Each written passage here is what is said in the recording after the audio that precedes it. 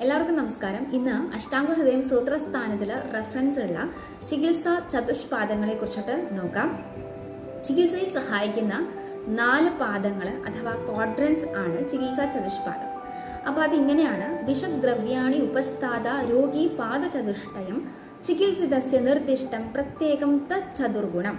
അതായത് ബിഷക് വൈദ്യൻ, ദ്രവ്യം എന്ന് വെച്ച് കഴിഞ്ഞാൽ ഔഷധം, ഉപസ്ഥാത എന്ന് വെച്ച് കഴിഞ്ഞാൽ പരികർമ്മി അഥവാ നേഴ്സ് അഥവാ തെറാപ്പിസ്റ്റ്, ബൈസ്റ്റാൻഡർ, അങ്ങനെയുള്ളത്.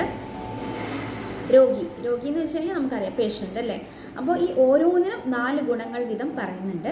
ഇന്ന് ഞാനിവിടെ പറയുന്നത് രോഗീനെ കുറിച്ചിട്ടുള്ള 4 ഗുണങ്ങളാണ്.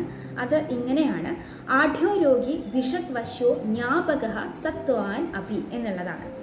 അതിൽ ആദ്യത്തെ വരി ആഢ്യോ രോഗി എന്ന് വെച്ച് കഴിഞ്ഞാൽ ശാരീരികമായിട്ടും മാനസികമായിട്ടും ഭൗതികമായിട്ടും ഒക്കെ നമ്മൾ കൊടുക്കുന്ന ചികിത്സ താങ്ങാൻ സാധിക്കുന്ന വ്യക്തിയായിരിക്കണം രോഗി.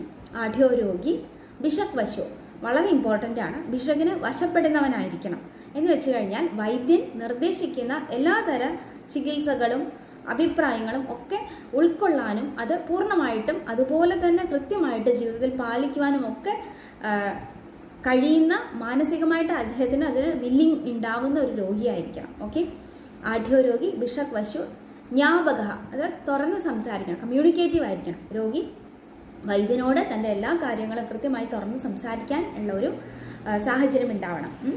വിഷക് വശ്യോ ജ്ഞാപക സത്വാൻ അഭി. ഇനി കറേജിയസ് ആയിരിക്കണം എന്ന് വെച്ച് കഴിഞ്ഞാൽ അദ്ദേഹം ചികിത്സ എല്ലാ രീതിയിലും ഉൾക്കൊള്ളാനും ഉള്ള ശക്തി അദ്ദേഹത്തിന് ഉണ്ടാവണം, കോൺഫിഡൻസ് അദ്ദേഹത്തിന് ഉണ്ടാവണം എന്നുള്ളതാണ്.